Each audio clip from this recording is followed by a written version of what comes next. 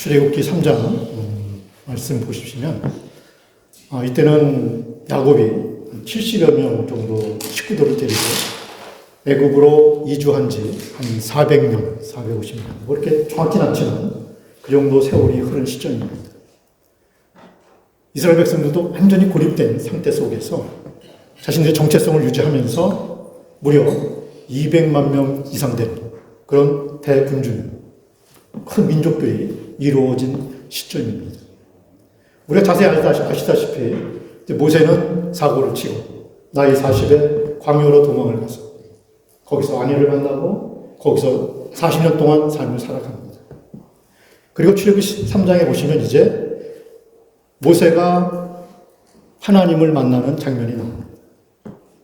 자, 하나님은 안타까우셨을 겁니다. 자신의 백성들이 이렇게 큰 군중이 되었는데 거의 노예처럼, 거의 노예처럼이 아니라 노예로 그렇게 애굽에서 살아가고 있었습니다. 이 백성들을 구해내 오고 싶으셨습니다. 그 사람으로 모세를 택하셨습니다. 그리고 가서 이렇게 말씀하십니다. 가서 내 백성들을 데리고 나와서 내가 허락한 가나안 땅으로 가라라는 겁니다. 근데 모세는 이런 의문이 들었습니다. 하나님이 누구신데요? 하나님 이름이 뭡니까? 이렇게 물어보는 겁니다.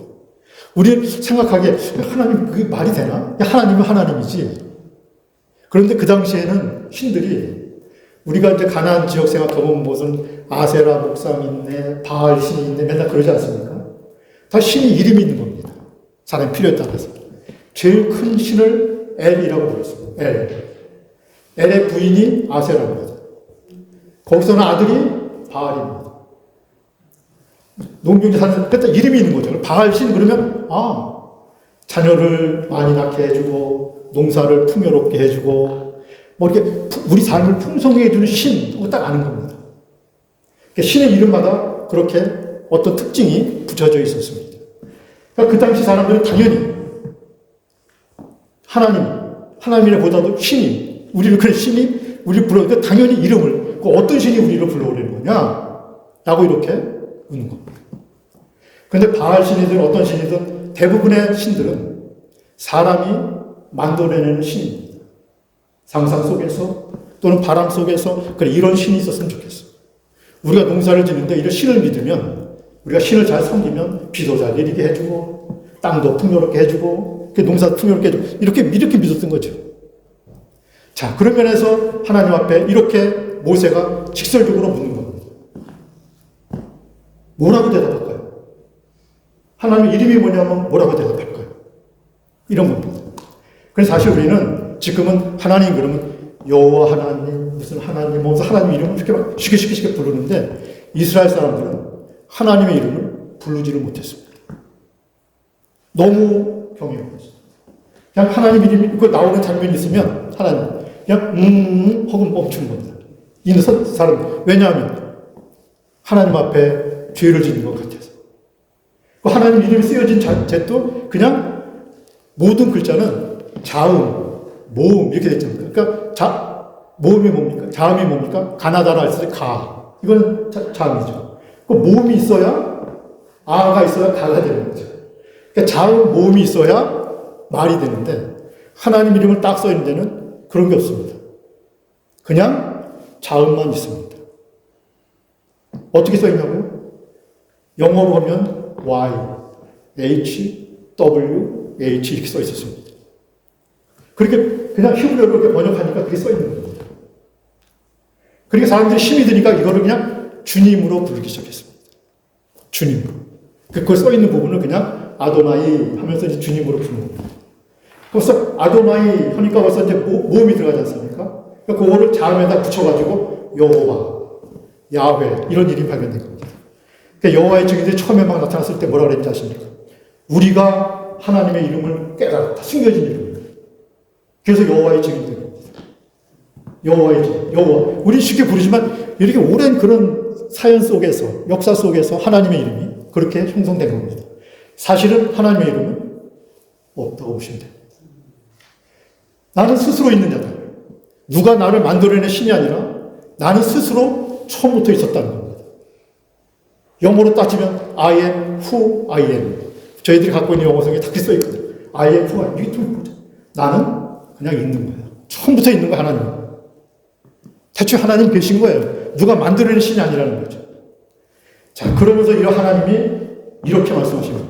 나는 누가 물어보면 이스라엘 백성들에게 가서 너희를 우리 신이 너희를 데리고 이제 가나안 땅 가라 그런다 했을 때 어떤 신이냐 물어봤을 때 이렇게 대답하라는 겁니다. 아브라함의 하나님, 이삭의 하나님, 야곱의 하나님. 얼마나 영광된 일입니다. 그냥 나를 소개할 때 하나님이 직접 얘기하시는 겁니다. 나를 소개할 때 다른 어떤 그런 거 없이 나는 너희 조상 아브라함의, 이삭의, 야곱의 하나님이다. 그 하나님이 너희를 지금 구해내서 가나안 땅으로 데려갈 것이다 라고 얘기를 하라는 겁니다. 금방 알아들었겠죠. 여러분, 그런데 이런 게 있습니다. 저희는 그렇습니다.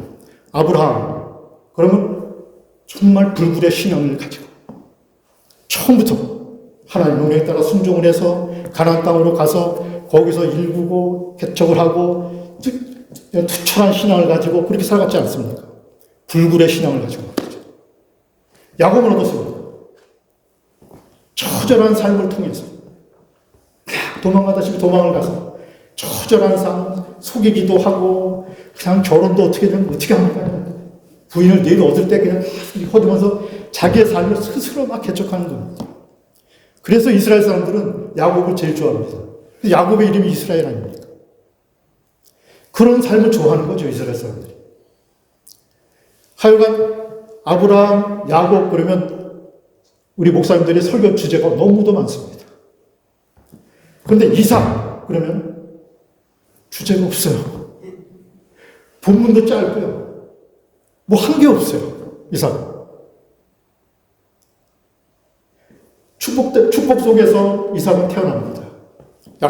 하나님의 약속 가운데서 그냥 아브라함 아버지가 100세, 어머니가 90세, 그 귀한 집에 귀한 아들로 태어납니다. 얼마나 잘 자랐습니까? 17세 정도 됐을 때 아버지가 갑자기 자기를 데리고 산으로 가서 제물로 드리려고 합니다. 죽음을 경험했습니다. 자, 그리고 37세에 그렇게 사랑받던 어머니가 돌아가십니다. 40세 됐을 때 장가를 갑니다. 한 일이 하나도 없습니다. 이삭이 장가가는 스토리를 보시면 그냥 종이 주인공입니다. 아브라함의 종이 주인공. 그냥 고향까지 가서 거기 스토리 가운데서 거의 한 장을 차지합니다.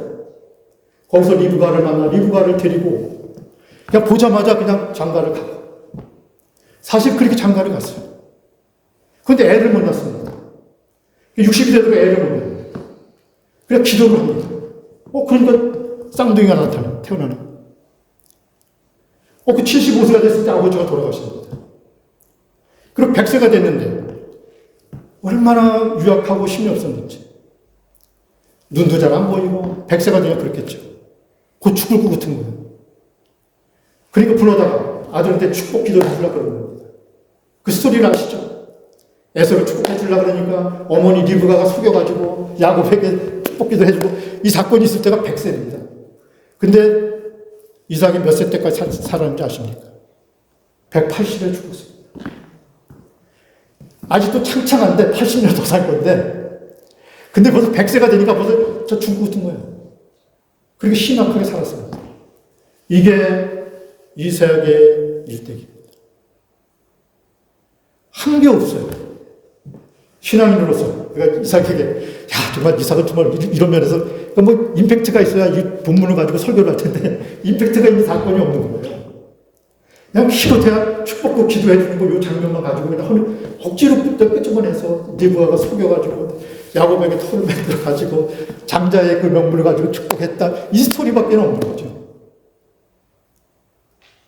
그런데 하나님 저 같으면 그래 아브라함의 하나님, 야곱의 하나님이다. 이렇게 했을 텐데. 그 가운데 이삭을 다 끼워놓는 겁니다. 평범했던 삶. 그냥 그런 삶. 누가 봐도 본받을 게 별로 없었던 삶. 그런데도 이 이삭을 하나님은 귀히 여기셨습니다. 누구의 보호 없이는 혼자서는 아무것도 할 수 없었던 거예요.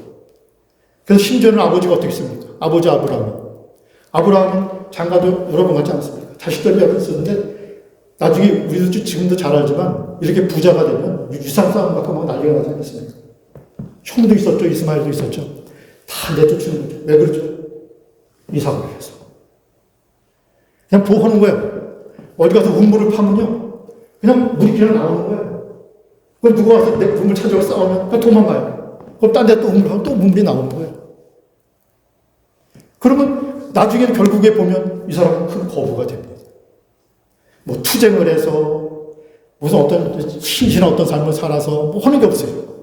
그냥 평범하게 그렇게 살았던 삶입니다. 우리 이삭의 삶은 저는 이번에 한번 한 2, 3주 이삭의 삶을 한번 묵상해 보면서 정말 은혜를 받았어요. 제가 이 평범한 삶이 이렇게 비범한 삶으로 변합니다. 이 짧은 스토리 속에서 이삭의 삶의 가운데 가장 결정적인 순간은 두 가지가 있었습니다. 첫째는 창세기 20장에 나오는 재물 사건입니다. 아버지가 주인공입니다. 이삭의 나이가 이삭이 아주 갓난애니까 어렸으니까 그냥 아버지가 갖다가 재물로 바친다 그러면 그냥 어쩔 수 없었겠지 하지만 그렇지 않습니다. 성경에 아무리 주석 찾아봐도 적어도 16살 아니면 17살은 됐습니다. 큰 애예요. 청소년입니다. 자, 그런데 이 아들을 데리고 장작을 매게 하고 그 산에 올라가서 아버지가 제단에 눕히고 죽이려고 합니다. 얼마나 충격이 컸겠습니까? 그렇게 사랑을 받다가 그렇게 귀한 집에서 그렇게 사랑을 받고 자라난 청소년의 이 아이가 갑자기 아버지가 돌변을 해서 아버지의 신앙이겠죠. 우리는 아브라함의 신앙을 축복하면서 우리 이 본문을 읽을 때마다 아브라함만 바라보고 있으니까 야 대단한 신앙이다. 어떻게 자기 아들을 죽이려고 했을까? 이러지 않습니까? 그런데 이삭의 입장에서 보면 황당한 거죠. 두려운 거죠. 무서운 거죠. 산재물. 그 번제제물이 뭔지 아십니까? 불에 태워서 연기로 하나님 앞에 드리는 제물입니다. 그걸 죽여 장작등 위에서 불을 질러서 사람을 산채로 태우는 겁니다. 이게 번제입니다. 이삭은 거기서 죽은 겁니다. 이 사건이 얼마나 귀했는지 하나님이 아브라함에게 약속한 약속이 있습니다. 너로 큰 민족을 이루게 하고 이 가나안 땅을 허락하고 세상 만국의 복의 근원이 되게 할 것이다 라는 겁니다. 자, 그런데 이 사건이 얼마나 컸는지 하나님 보실 때죠. 얼마나 귀합니까? 하나님이 아브라함을 막으시고 그 어린 양을 예비해 놓으시고 그리고 그 어린 양으로 제물을 드리게 하십니다. 그리고 나서 하나님이 이렇게 말씀하십니다. 내가 네 믿음을 봤다.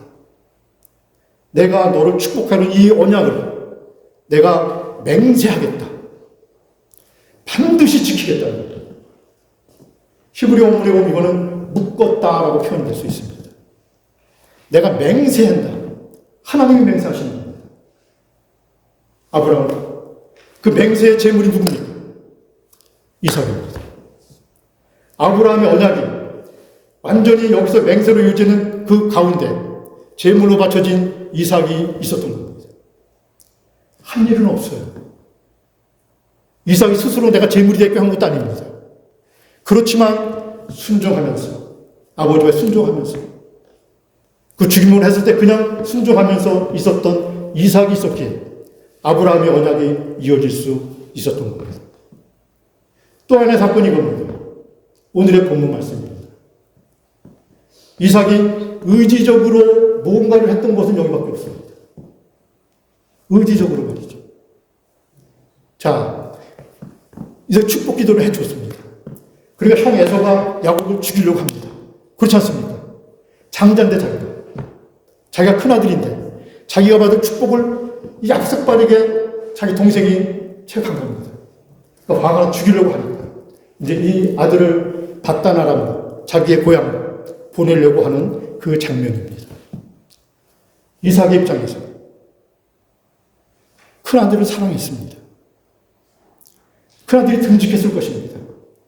자기는 유약한데 큰아들은 얼마나 남섬답습니까? 사냥도 잘하고 거칠기는 했지만 그래도 참 듬직하지 않습니까? 이런 장남이 듬직하지 않겠습니까?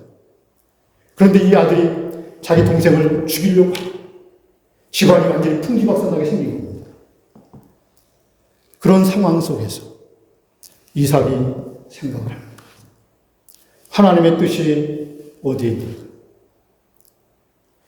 자기가 제물로 바쳤던 사건하고 지금은 거의 90년, 100년이 가까운 시절입니다. 그 어린 시절. 그렇게 바쳐지면서 그렇게 하나님의 언약이 있었던 그것을 이때 기억하면서 야곱을 자기의 고향 바단 아람으로 보내면서 축복을 해주는 장면입니다. 여기서 이렇게 얘기합니다. 아브라함에게 주어졌던 축복이 내게 임하기를 원한다. 얼마나 귀합니까? 자기의 어떤 지금은 한 유학해서 정말 힘든 상황 속에서 신앙을 찾고 아브라함의 언약을 이어주는 겁니다. 누구에게? 야곱에게. 왜냐하면 여기가 하나님의 뜻이 야곱에게 있음을 본인도 깨닫고 있었기 때문에 그렇습니다. 이것은 의지적인 결단입니다. 이 두 가지 사건이 이삭을 실질적으로 평범했지만 비범한 인생으로 바꾼 사건이라고 볼 수가 있습니다. 저는 여기에 한 사건을 더 보태겠습니다. 바로 리브가입니다. 다들 장가를 2번, 3번 가도 아무런 흉이 되지 않는 시절에 이삭은 장가 딱 한 번 했어요. 어떤 분은 너무 이뻐서 리브가. 그렇지 않으면 리브가 너무 드세서 그래서 장가를 한 번밖에 못 갔다 그렇게 생각하실 분도 있지만 그러나 하여간 리브가밖에 없었습니다. 이 세계 평생 180년을 사는 거. 리브가는 언제 죽었는지 아무도 모릅니다. 딴 사람은 다 와이프가 죽으면 사라가 죽든지 누가 죽으면 다 기록이 돼 있으면서 어디에 장사 짓다고 돼 있는데 리브가는 언제 죽었다는 기록이 없습니다. 리브가의 역할입니다. 이것이 바로 우리 어머니들의 역할인 겁니다. 어떤 역할입니까? 신앙을 전수해주는 역할입니다. 이스라엘 이런 이유로 저런 이유를 떠나서 이스라엘 사람들은 전통적으로 어머니가 유대인이면 유대인으로 인정을 합니다. 왜 그럴까요? 한국 사람들은 아닙니다. 아버지가 한국 사람이어야 자식이 나면 이게 한국 사람이지. 그렇게 되지, 아버지가 중요합니다. 세계 모든 민족은 다 그렇습니다. 그러나 유대인들은 안 그렇습니다. 어머니가 유대인이면 이방 사람이랑 결혼했어도 그 자식은 유대인으로. 왜 그렇습니까? 어머니의 영향이 그만큼 크다는 겁니다. 첫 번째 그 역할을 감당한 사람이 누구예요? 리브가입니다. 이삭은 그 아내를 위해서 평생을 이제 살면서 그 가정을 지켜왔던 겁니다. 대단합니다. 저는 이 사건을 쭉 훑어보면서 어떻게 유대인, 그 당시에는 무슨 기록이 있습니까? 성경이 있습니까? 아무것도 없는 시절 아닙니다. 그런데 500년이 지나도 이스라엘 백성들이 아브라함 할아버지 500년이 지나면요. 지금 500년 그럼 저는 그냥 성경에서 500년 하면 짧아 보이지만 엄청나게 긴 세월입니다. 500년이면. 2조 500년. 2조 조선시대가 다 지나는 겁니다. 한 세대. 그 세월 동안 이스라엘이 가졌던 신앙이 유지될 수 있었던 힘은 어디에 있었습니까? 어머니들에게 있었습니다. 저는 그렇게 믿습니다. 왜 그렇습니까? 집에서 자녀들에게 아브라함 할아버지가 이렇게 했다. 하나님을 어떻게 만났는데 그 하나님이 어떻게 길을 인도해 주셔가지고 너희 할머니 이렇게 했다. 이것을 대대로 이 한 세대가 지나면 그 다음 세대로 넘어갈 때 그 어머니가 또 교육을 시키는 겁니다. 그 어머니가 또 교육을 시키는 겁니다. 그런 면에서 신앙의 전승자, 신앙의 계승자라는 그 뜻이 헛된 말이 아닌 것입니다. 우리는 신앙생활 할 때, 저도 지금 60대 중반이 되었습니다. 저는 어릴 때부터 신앙생활 했기 때문에 정말 제가 큰 일을 할 줄 알았어요. 예수를 믿기 시작했는데, 제가 믿을 때가 80년대입니다. 70년대 중반부터 80년대 초, 88년대 제가 미국으로 왔으니까, 그때만 해도 한국 신앙생활이 얼마나 뜨거웠는지 모릅니다. 기도원에 가면 할 일이 납니다. 이게 보통 무슨 일이 벌어질 것 같습니다. 오산리 기도원, 한월산 기도원, 전국 산마다 기도원들이 있어가지고 젊은 사람들, 청년들이 기도를 하면서 얼마나 뜨겁게 기도했는지 모릅니다. 저도 그 중에 한 사람이었습니다. 큰일 할 줄 알았습니다. 예수 믿고 나서, 야, 정말 우리 인생 정말 얼마나 이게 벅차냐. 이번에 산기도 가서 은혜 받고 나면 정말 큰일 할 거다. 그런 생각을 했어요. 그러다가 별일이 안 일어나더니 제가 미국으로 와가지고 결혼을 했습니다. 그 자녀를 낳고 보니까 지금 이제 60대가 되다 보니까 그냥 살아온 거예요. 그냥 살아온 거예요, 그냥. 큰 일을 할 줄 알았는데 그냥 살아온 거예요. 그리고 이제 제가 이제 집사람 여기 저 자녀들이 이렇게 아이들 둘 있고 다 그러면서 이렇게 사회생활을 하고 이렇게 지나면서 이제 그런 생각을 합니다. 뭐 했나 하는 생각이 가끔 듭니다. 뭐 했나? 그렇게 큰 체험들도 있고 정말 그렇게 뜨겁게 하나님 앞에 기도하고 뭐 한다고 돌아다니면서 그냥 흥분된 마음으로 산기도 갔다 내려오면 정말 세상이 뒤집을 것 같고 설교 한 번 하면 그냥 세상이 바뀌고 막 이랬었는데 아무 일도 안 일어나요. 나이를 먹어가면서 그걸 차츰 느껴가기 시작했습니다. 이렇게 지나갑니다. 그래서 요즘은 또 이삭을 묵상하면서 그런 생각이 들었습니다. 우리는 대부분 다 평범한 신앙생활을 합니다. 그냥 탁 튀어나서 그냥 유명해지고 우리가 볼 때 저분 정말 대단한 일을 하시네? 이런 분들은 1%도 안 됩니다. 크리스천 중에. 대부분 어떻습니까? 그냥 교회를 지키시고 가정에서 자녀를 키우고 그냥 그렇게 살아갑니다. 때로는 답답합니다. 이러려고 내가 예수 믿은 게 아닌데 내가 뭔가 하려고 믿었는데 할 수 있을 것 같았는데 그렇지 않고 나이가 먹어가면서 그런 생각을 하게 되는 겁니다. 그런데 여러분 이런 평범한 삶이 진정 하나님이 원했던 비범한 삶이 될 줄로 저는 믿습니다. 하나님이 인정하시는 삶이 될 줄로 저는 분명히 믿습니다. 왜 그렇습니까? 우리가 이 신앙을 끝까지 지키는 이렇게 지켜나가고 살아가면 우리의 자녀들이든 우리 주변에 있던 분이든 저분이 믿던 하나님 우리 엄마가 믿었던 하나님 엄마의 하나님 아빠의 하나님 우리 친구의 하나님 이런 이야기를 듣는다면 우리는 이삭의 반열에 들어서는 겁니다. 이삭이 이렇게 평범한 삶을 살았음에도 불구하고 이런 영광스러움 얼마나 영광스럽습니까? 하나님이 직접 얘기하시는 겁니다. 나는 아브라함의 하나님, 이삭의 하나님, 야곱의 하나님입니다. 우리도 어쩌면 이렇게 세상을 살아가면서 우리의 자녀를 남기면서 또 작은 교회도 이렇게 교회를 섬기면서 우리의 신앙을 지켜나가는 삶을 살아가다 보니까 어느 날 그렇게 사람들은 우리를 회상할지도 모릅니다.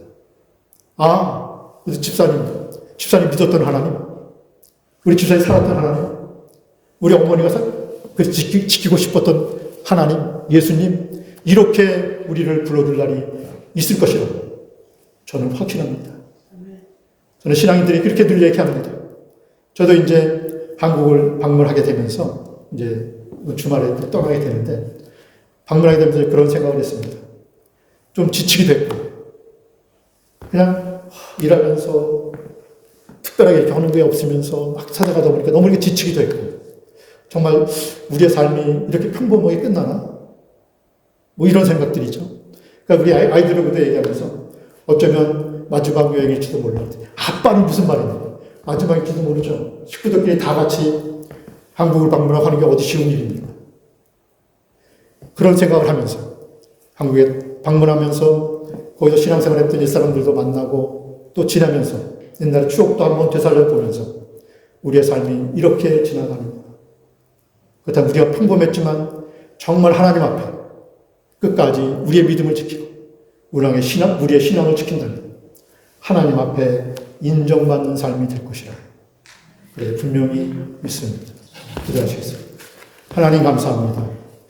저희들은 연약합니다. 부족합니다. 그래서 지금의 삶을 살아갈 수밖에 없습니다. 그러나 이런 삶 속에서도 하나님께서 저희의 삶을 이끌어 주시고 저희들을 통해서 영광 받으실 하나님을 저희들 바라보면서 지치지 않고 끝까지 최선을 다하며 하나님 앞에 나아가는 저희들 되게 하여 주시옵소서. 예수님의 이름으로 기도했습니다.